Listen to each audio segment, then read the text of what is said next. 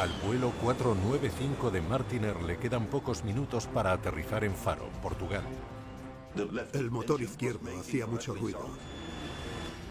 De repente escuchamos una explosión enorme.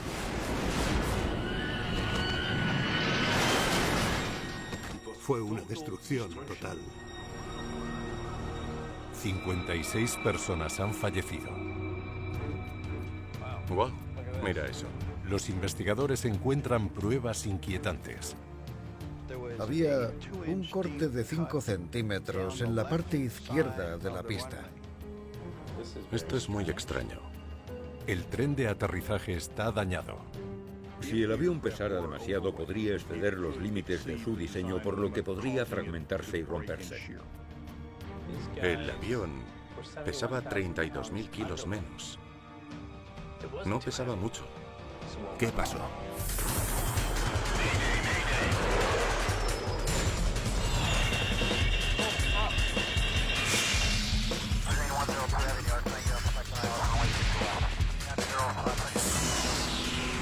Mayday, catástrofes aéreas.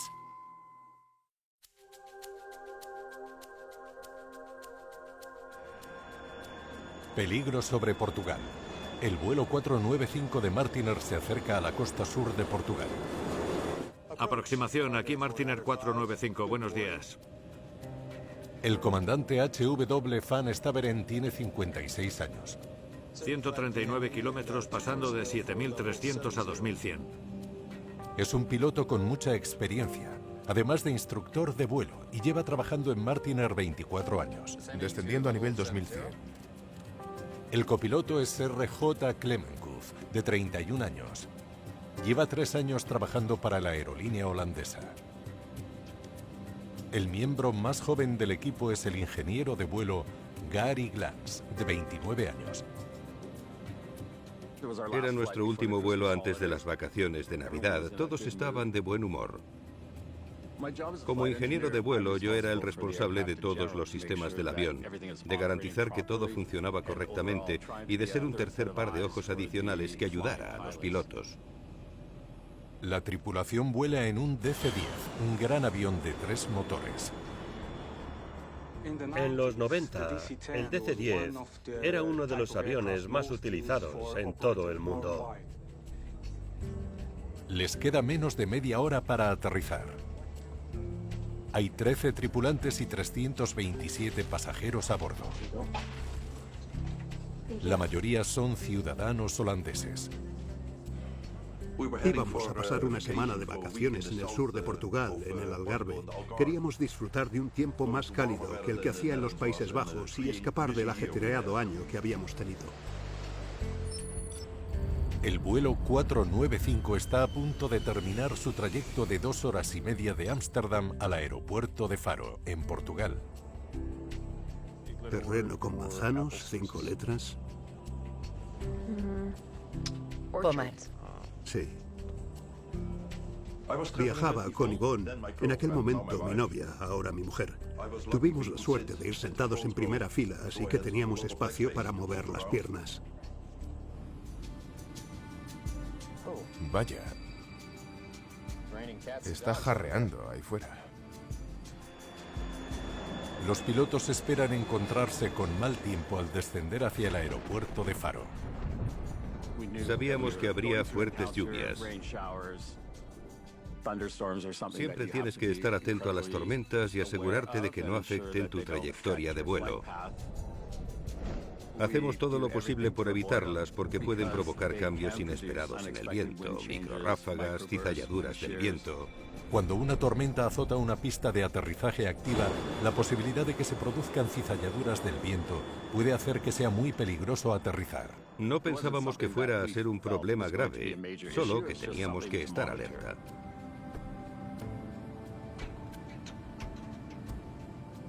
Si el tiempo empeora, podrían desviarse a Lisboa, pero por ahora no será necesario. Martiner 461, pista a la vista. A pocos minutos de distancia, otro vuelo de Martiner está aterrizando en Faro. Despejado para aterrizar en pista 11. El informe meteorológico indica que la tormenta más cercana está a unos 10 kilómetros al oeste de la pista. Saber que otros aviones estaban realizando la misma aproximación y que ninguno había informado de problemas relevantes nos dio confianza para seguir adelante. 495, estamos llegando. A 13 kilómetros del aeropuerto, el vuelo 495 de Martiner inicia su aproximación final hacia la pista 1-1. El comandante escogió ser el piloto que monitorizaba los instrumentos para así supervisar toda la aproximación y dejar que el copiloto se centrara solo en pilotar el avión. Descienden hacia las negras nubes, pensando que la tormenta más cercana sigue a varios kilómetros de distancia.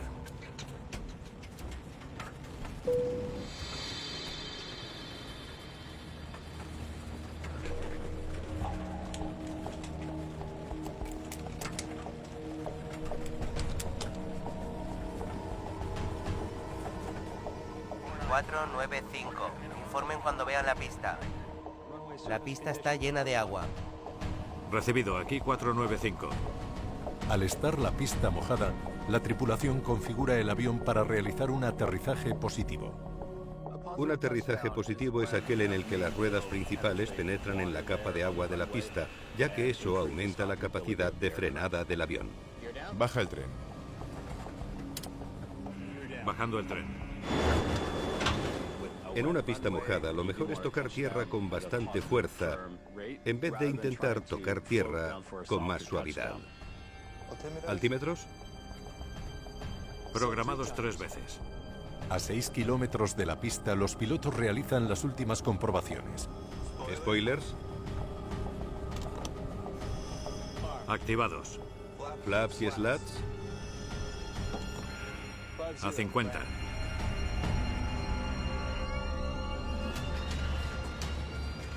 El motor izquierdo hacía mucho ruido y vibraba cada vez que lo ponía en la máxima potencia. El avión no paraba de elevarse y descender. No era nada tranquilizador. Martiner 495, despejado para aterrizar en pista 1-1, viento a 150 grados y 8 metros por segundo, máximas de 10 metros por segundo.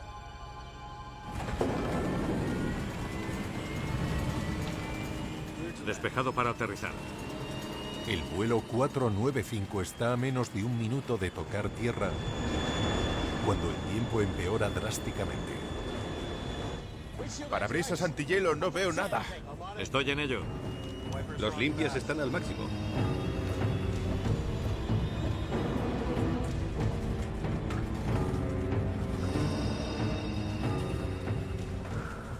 No pasa nada, no pasa nada. Yvonne y yo nos apretamos las manos cada vez más fuerte. El silencio lo invadía todo.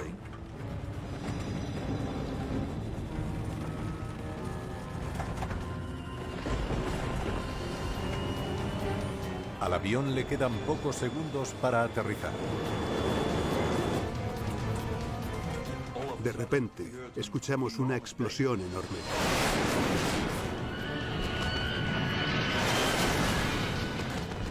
Yo me caí del asiento y vi cómo la parte de la cocina quedaba destrozada.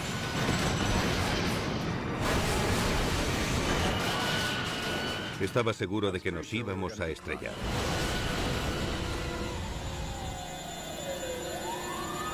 El vuelo 495 derrapa y se sale de la pista del aeropuerto de Faro. Los equipos de rescate y de bomberos corren hacia el lugar del accidente. Increíblemente, gran parte de los pasajeros y tripulantes han sobrevivido.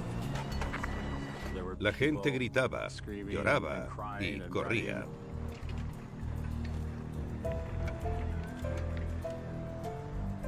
No veía a mi novia. Lo primero que pensé fue, nunca volveré a ver a Yvonne. Los afortunados que han logrado escapar buscan a sus seres queridos. De repente escuché mi nombre. Y ahí, en la distancia, había a Yvonne. Y nos encontramos. trasladan a los heridos a hospitales cercanos.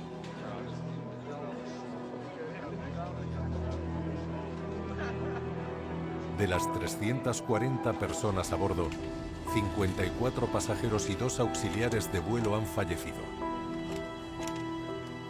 Es el peor accidente aéreo de Portugal en más de una década.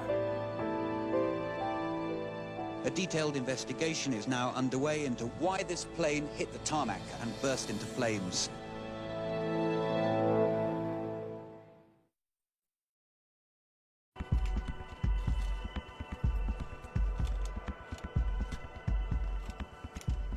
A ver si podemos encontrar las cajas negras. Claro. Inspectores de la Dirección General de Aviación Civil de Portugal y de la NTSB de Estados Unidos llegan para analizar los restos del vuelo 495 de Martinair. Un DC-10 es un avión muy grande y había restos por todas partes. El ala derecha se había separado del resto del aparato. La estructura de las alas es la más resistente de todo el avión, por lo que tuvo que estar sometida a mucha tensión para que esa ala se soltara. Es increíble que sobreviviera tanta gente. Los restos mostraban que lo que más destrozó el avión fue el fuego. El 80 o 90% de las personas que murieron lo hicieron por el incendio post-impacto. A todos nos preocupaba mucho ese caso, porque si había algo que podía derribar un avión usado en todo el mundo, teníamos que encontrarlo. Genial, buen trabajo. Espero que nos envíen los datos rápido. Los investigadores recuperan las cajas negras que contienen el registrador de datos de vuelo y la grabadora de voz de la cabina de mando. Necesitábamos saber qué pasó en los últimos instantes del vuelo. La velocidad, las decisiones que se tomaron y qué pasó justo antes de tocar tierra.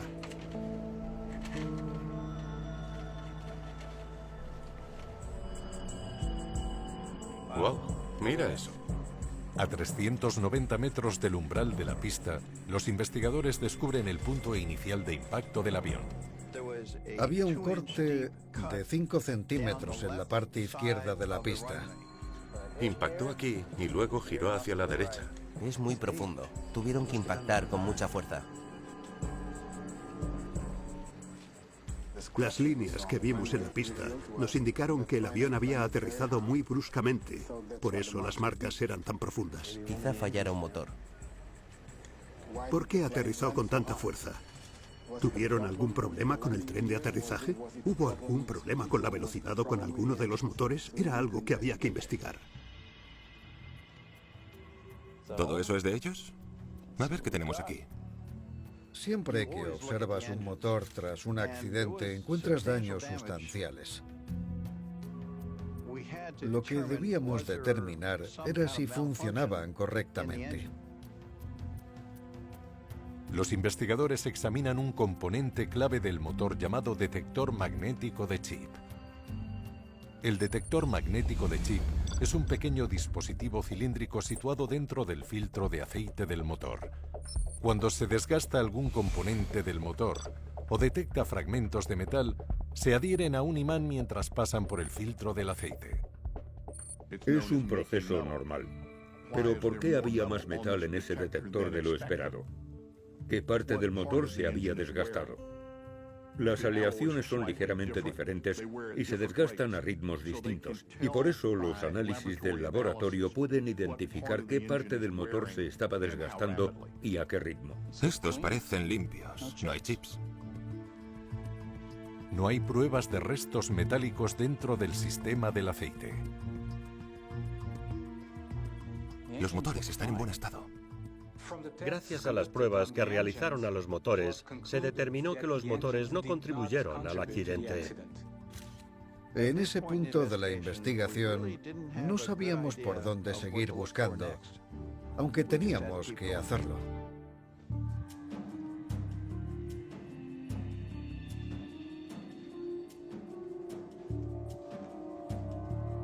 Esto es muy extraño. Enseguida se dan cuenta de que parte del tren de aterrizaje derecho está roto. Que el tren de aterrizaje derecho estuviera roto era muy inusual. Es casi imposible que ese componente falle. Las fuerzas necesarias para romper el tren de aterrizaje deben ser enormes. El tren de aterrizaje está diseñado y probado para resistir el impacto de un aterrizaje de 200 toneladas. Nunca debería romperse.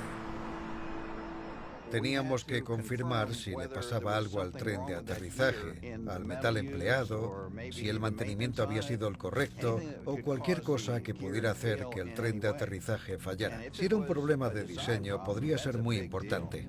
Que el tren de aterrizaje fallara durante el impacto podría explicar el trágico accidente. ¿Ha llegado ya esa parte del tren de aterrizaje?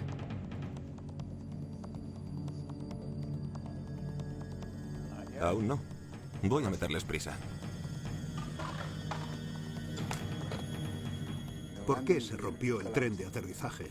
Esa era probablemente la pregunta más importante con la que teníamos que lidiar.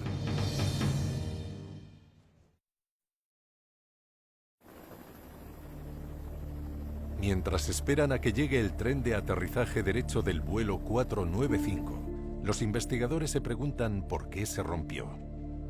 Puede que el avión pesara demasiado. Si el avión pesara demasiado e impactara contra el suelo con mucha fuerza, las cargas generadas podrían exceder los límites de su diseño, por lo que podría fragmentarse y romperse. Vamos a ver el manifiesto de carga.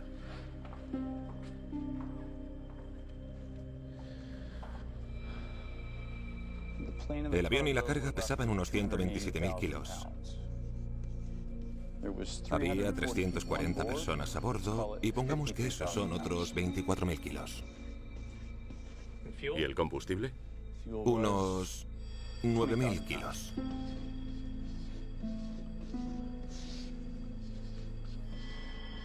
El peso total durante el aterrizaje eran unos 160.000 kilos, más o menos. El peso máximo es de 192.000 kilos. 192. Ese avión pesaba 32.000 kilos menos. No pesaba mucho. El peso del avión no fue lo que hizo que el tren de aterrizaje se rompiera al tocar suelo. ¿Y la distribución del peso? Hay que distribuir el peso y el equipaje correctamente para que el avión vuele como quieren los pilotos que lo hagan. De manual. Se había cargado, distribuido y asegurado correctamente. Esa no había sido la causa. Tras descartar el peso y la distribución como posibles causas, el equipo por fin puede analizar el tren de aterrizaje derecho. Los informes de servicio están actualizados. Vamos a comprobar si el acero era lo suficientemente resistente.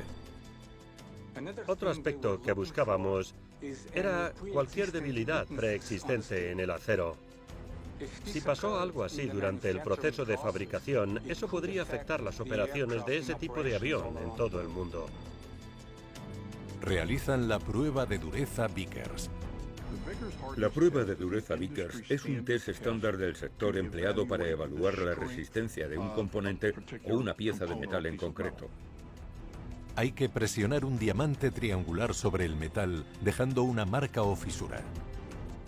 Midiendo la profundidad y el diámetro de la marca se puede determinar la resistencia metalúrgica del componente en cuestión. Su valor de dureza es de 658. El acero era lo suficientemente resistente. No encuentran ninguna debilidad en el metal empleado para fabricar el tren de aterrizaje del avión. Se determinó que no le pasaba nada malo al tren de aterrizaje. Ocurriera lo que ocurriera, pasó antes de que el avión tocara la pista. Siguen sin tener ninguna pista que pueda ayudar a explicar por qué se rompió el tren de aterrizaje. El siguiente paso de la investigación era averiguar qué había hecho la tripulación durante la última fase del aterrizaje.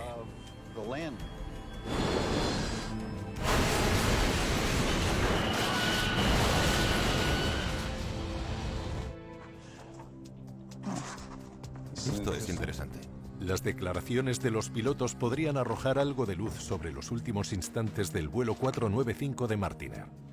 Tras el accidente, los investigadores nos entrevistaron a los tres.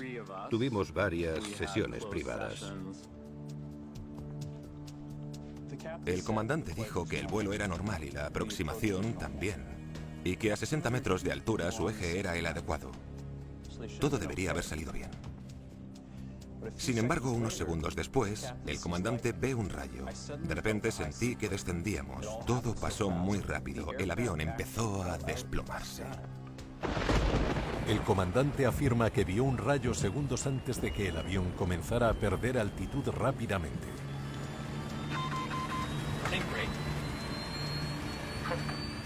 Fue como si Dios cogiera el avión con las manos y lo estrellara contra el suelo.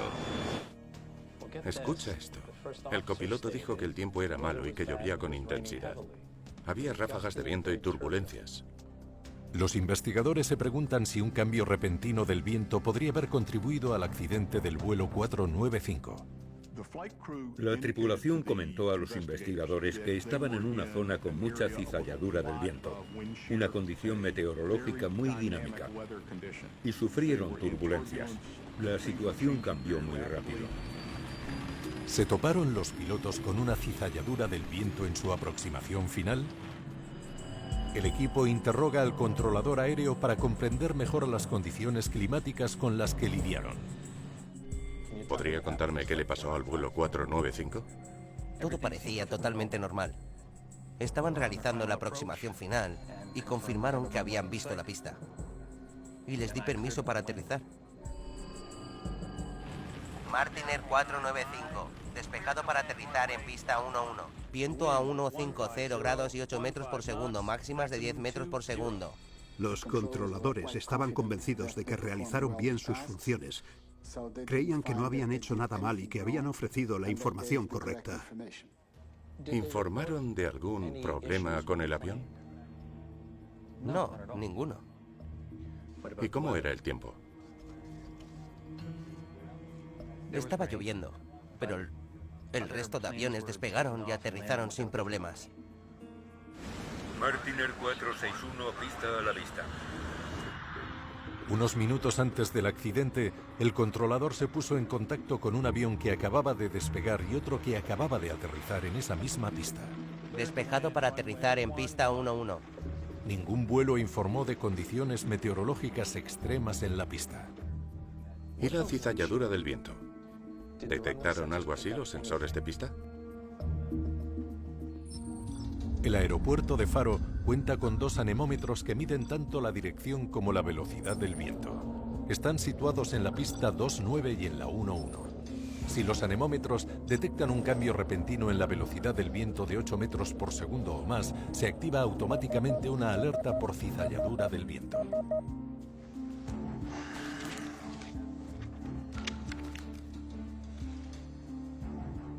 Sí, hubo alertas por cizalladura del viento, pero saltaron después de que el avión se estrellara.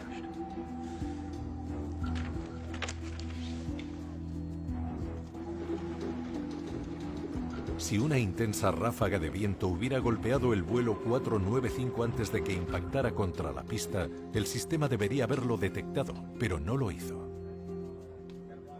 La información que dio la tripulación y la que aportó el controlador aéreo eran contradictorias. Las afirmaciones de la tripulación no encajan con los datos meteorológicos ofrecidos por el controlador. Gracias. La mejor forma de saber lo que sucedió en realidad era analizar a fondo lo que dijeron los pilotos en la cabina de mando.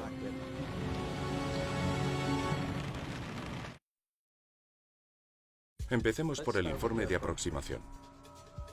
Una semana después del accidente del vuelo 495, el equipo ya puede revisar los datos de la grabadora de voz de la cabina de mando. 495, estamos llegando. Vuelo aproximado con 50 flaps. Pista a la vista.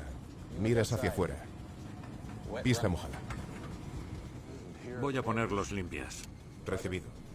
Mientras se prepara para la aproximación, la tripulación toma conciencia de las condiciones meteorológicas en el aeropuerto de Faro. Haz un aterrizaje positivo. Sí. Sí. Es evidente que les preocupaban las condiciones de la pista. En un aterrizaje positivo, el avión toca tierra con la suficiente fuerza para penetrar la capa de agua, lo que permite que las ruedas se agarren al asfalto y reduzcan la velocidad del aparato. Querían descender con fuerza para no hacer aquaplaning ni salirse de la pista. ¿Qué salió mal? ¿Estropearon los pilotos su plan mientras se aproximaban a la pista? 500. Despejado. La velocidad está un poco baja. La velocidad está baja. Está baja. Vale. La velocidad fue un problema. Al aterrizar en una pista húmeda es muy importante controlar la velocidad, porque si vas demasiado rápido el avión podría derrapar, pero si vas demasiado lento podrías chocar contra la pista con mucha violencia. Vale, sigamos escuchando. La velocidad está bien. Parabrisas antihielo, no veo nada. Estoy en ello. Los limpias están al máximo. Mientras el avión se acerca al suelo, la tripulación lucha contra las inclemencias del tiempo. Velocidad un poco baja. Baja. Sí. Aceleradores.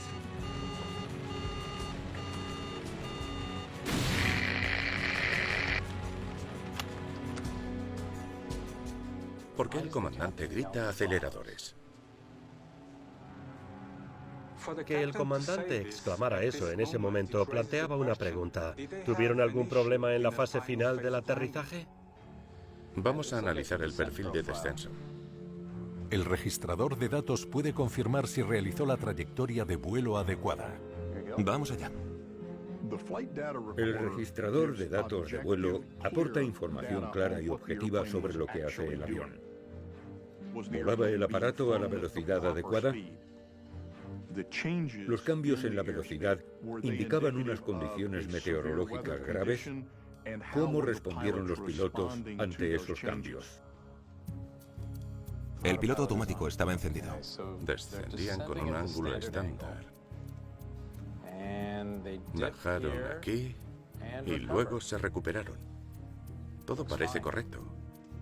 A 60 metros de altura, cuando quedaban unos 20 segundos para aterrizar, su trayectoria de planeo era normal. Pero algo pasó entre ese momento y el instante en el que tocaron tierra. Analicemos los datos de la velocidad.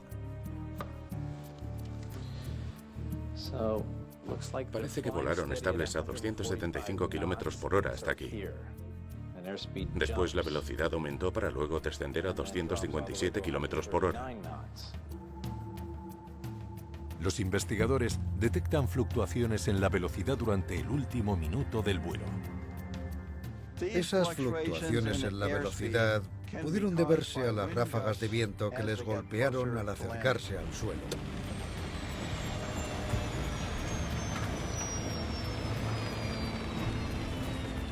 La velocidad está un poco baja. La velocidad está baja.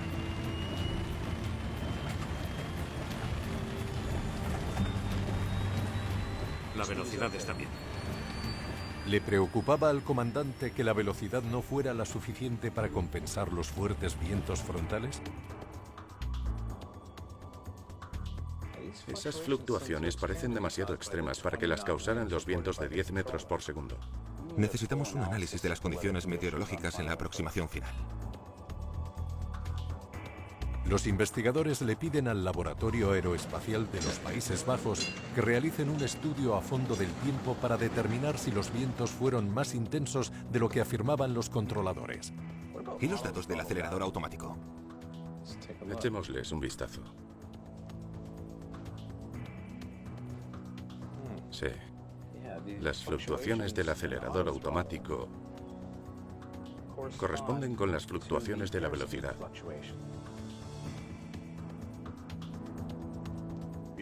Si hay un aumento en la velocidad, el sistema de acelerador automático reducirá la potencia y la cantidad de empuje que producen los motores. Si la velocidad es demasiado baja, el sistema del acelerador automático ordenará un aumento del empuje para que el avión alcance la velocidad programada. El acelerador automático estaba ajustando los drásticos cambios en la velocidad. Vaya, mira eso. Potencia al 102%. Los investigadores descubren un aumento enorme en la potencia de los motores a 1,2 kilómetros del umbral de la pista. Incrementar la potencia en un 102% supondría una cantidad de energía enorme. El equivalente a la cantidad de potencia necesaria para despegar. Demasiado para un intento de aterrizaje. Y después, la potencia disminuye un 40%. El equipo descubre que la potencia se redujo hasta el nivel mínimo poco después. Es un cambio demasiado rápido para que lo hiciera el sistema de acelerador automático. Para que los motores deceleraran a la velocidad a la que lo hicieron, las palancas debieron moverse más rápido de lo que puede hacerlo el sistema de acelerador automático. La única forma de que los aceleradores pudieran moverse tan rápido es que el piloto los bajara manualmente al 40%. El sistema de aceleración automático puede realizar grandes correcciones, por lo que debes hacer ajustes manuales si la potencia no es la deseada.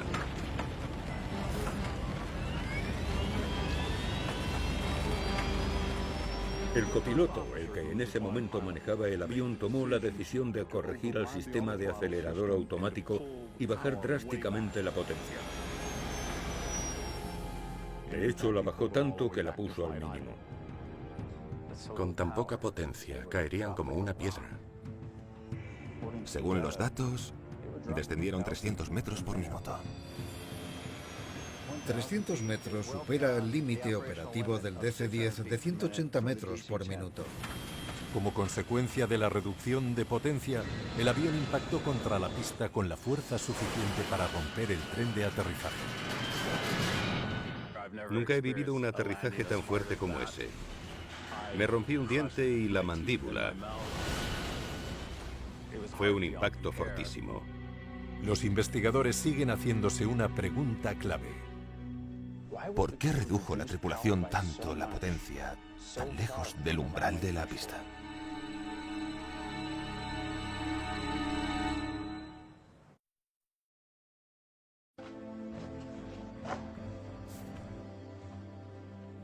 Este es el informe meteorológico holandés. Los investigadores acuden al análisis meteorológico elaborado por el Laboratorio Aeroespacial de los Países Bajos para determinar si el tiempo afectó las acciones de la tripulación durante su aproximación final. Parece que el tiempo era peor de lo que pensábamos. ¿En serio? Se toparon con no menos de 3 microrráfagas distintas en el último minuto de vuelo. ¡Wow! Vale. Una microrráfaga es una columna de aire que desciende de nubes de tormenta, impacta contra el suelo y se mueve horizontalmente. Eso provoca importantes fluctuaciones en la velocidad del avión.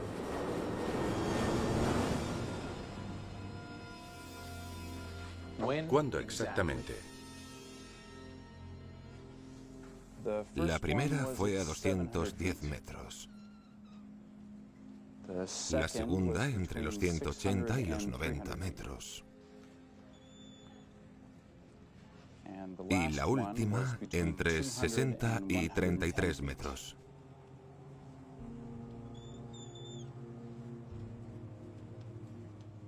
Mira, la última fue la peor.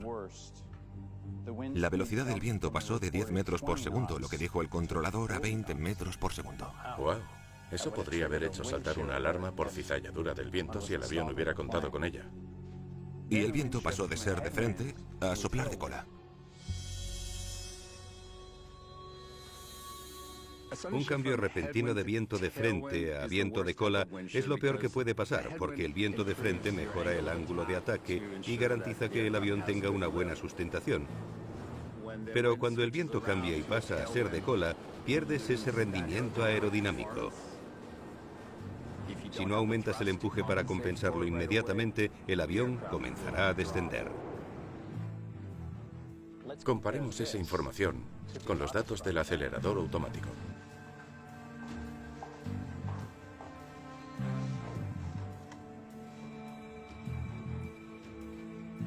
Coinciden. Por cada microrráfaga hay un aumento en la potencia de los motores, ya que el acelerador automático intenta mantener la velocidad del avión.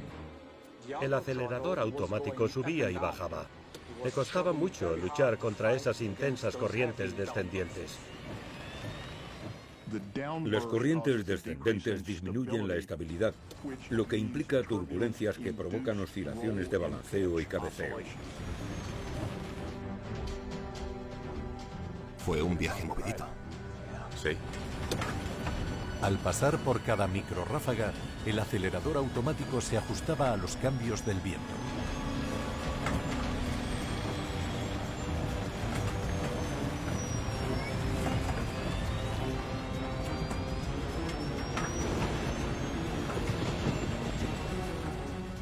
En los momentos finales de la aproximación, las condiciones meteorológicas fueron extremas. La velocidad osciló mucho y eso aumentó el nivel de estrés del piloto, que volaba el aparato en ese momento. Seguramente el copiloto se vio sobrepasado por los repentinos cambios del tiempo.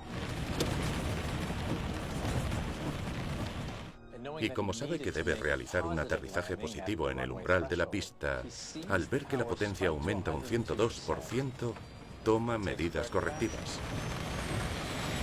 Para poder aterrizar, el copiloto contrarresta la acción del acelerador automático y reduce la potencia al mínimo. Los investigadores descubren que lo hizo en el peor momento posible. Redujo la potencia justo en el mismo instante en el que les golpeó la última ráfaga.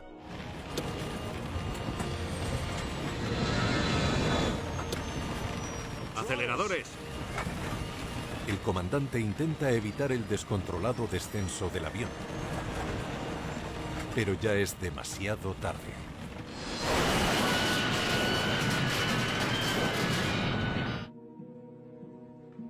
El comandante debería haber intervenido antes. Debería haberse dado cuenta de que algo no iba bien. Tendría que haber tomado el control del aparato y haber aterrizado él.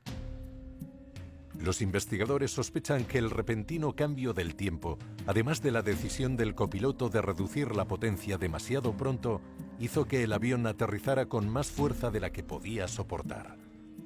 Pero una pregunta sigue sin respuesta. Si el viento soplaba a 20 metros por segundo a 800 metros de la pista, ¿no tendría que hacerlo a más de 10 metros por segundo en la pista, como dijo el controlador?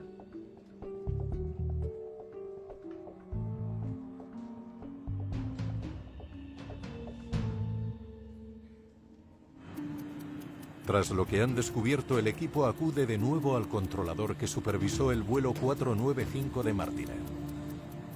Informó de que los vientos en la pista 1-1 soplaban a 10 metros por segundo. Correcto. Pero parece que no fue así. El estudio meteorológico holandés confirmó que hubo 3 microrráfagas durante el último minuto del vuelo, con intensidades muy superiores.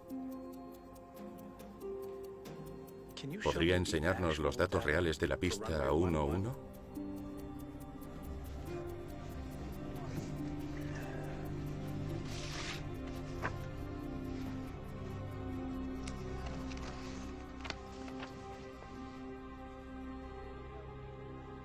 Según los datos sin procesar, el viento soplaba a unos 18 metros por segundo. Eso parece más realista. Pero, ¿por qué no informó correctamente de las condiciones del viento?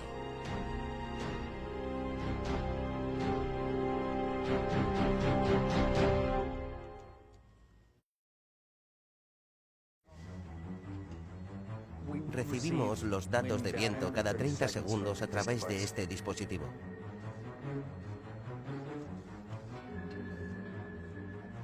Confundimos los datos de la pista 29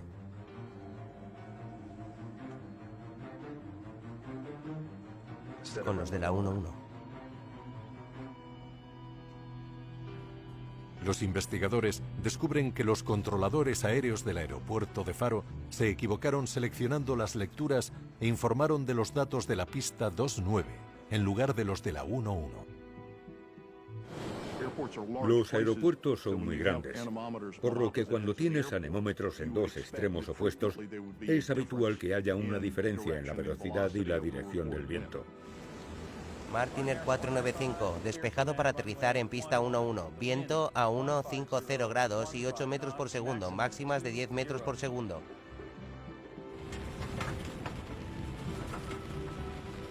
Despejado para aterrizar. La información que el controlador le dio a la tripulación no era representativa de lo que estaba ocurriendo en realidad en la pista.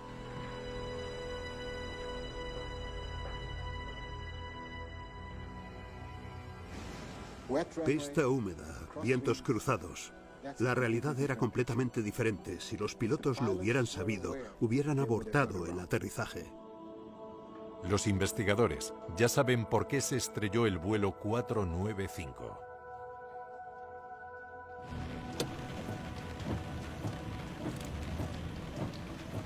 ...495, estamos llegando. 495. Informen cuando vean la pista. La pista está llena de agua. Recibido, aquí 495.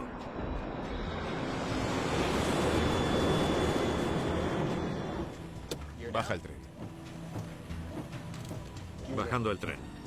Con la pista de Faro llena de agua, la tripulación planea realizar un aterrizaje positivo en el umbral de la pista. Despejado para aterrizar en pista 1-1, viento a 150 grados y 8 metros por segundo, máximas de 10 metros por segundo. Pero no son conscientes de la gravedad de las condiciones meteorológicas. No veo nada. Estoy en ello. Una serie de inesperadas microrráfagas golpea el avión, lo que hace que la potencia de los motores aumente automáticamente. Preocupado por el hecho de que ese exceso de potencia sea demasiado para lograr un aterrizaje positivo, el copiloto reduce la potencia al mínimo justo cuando se produce la última microrráfaga. Esto les hizo vulnerables ante los fuertes vientos y el avión cayó desde 45 metros de altura.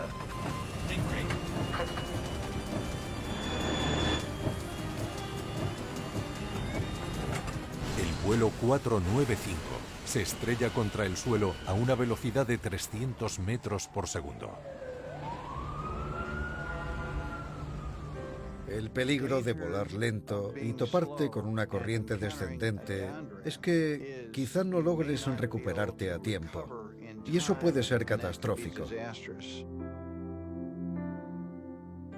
Podrían haber llegado con más velocidad o podrían haber abortado el aterrizaje, pero la realidad es que la tripulación lo hizo lo mejor que pudo.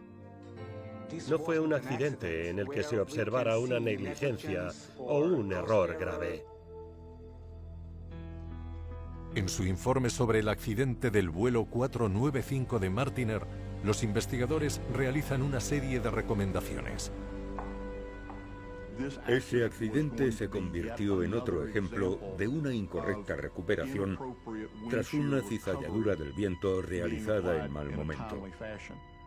Eso requería más formación por parte de los pilotos, la incorporación de alertas contra cizalladuras en los aviones y una visión más agresiva sobre la posibilidad de abortar el aterrizaje en condiciones inestables. Poco después del accidente, el aeropuerto de Faro modernizó sus pantallas y sensores eólicos para cumplir las normativas internacionales. La información crítica que los controladores ofrecen a los pilotos tiene que ser precisa. Esa fue una de las lecciones que la industria aprendió e implementó tras ese accidente. Una de las cosas que me dijeron cuando me convertí en piloto es que nunca bajara la guardia. Puedes estar teniendo un vuelo fantástico y que en un segundo todo cambie. Eso se me quedó grabado. Prepárate siempre para lo inesperado.